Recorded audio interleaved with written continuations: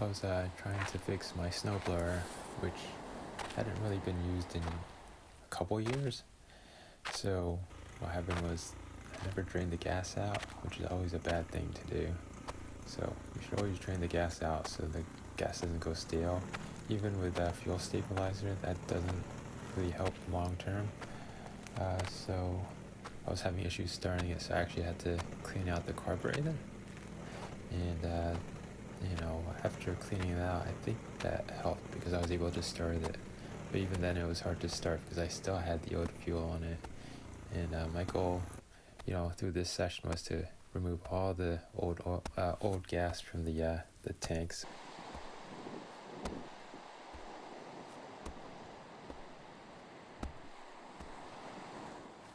So I think I did that on this snowstorm. But if you're ever trying to start your snowblower, it doesn't start, it's probably the gas in it is too old. And sometimes I believe that clogs the fuel line or the carburetor.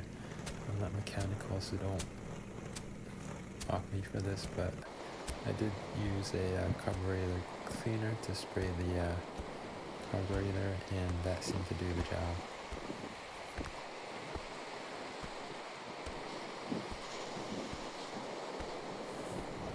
While I was using the Briggs & Stratton snowblower, I did have some issues with it. Due to the amount of snow, around 8 to 10 inches, the wheels really didn't do the job. You can tell in the video, it's a really thin profile tread on it, so it's really built for maybe 3 inches up to 5 inches at most, and I'd say 3 inches in it, and then it starts to spin, and it'll just slide. So I was actually pushing the snow at some points because the wheels weren't gripping on the snow.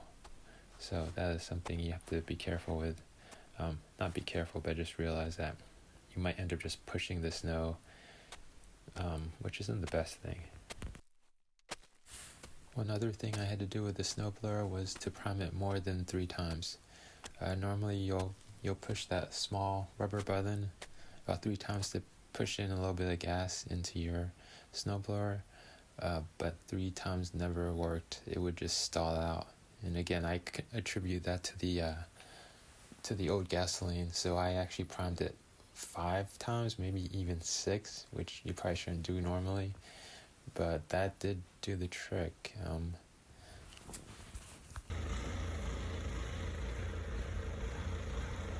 Should be good.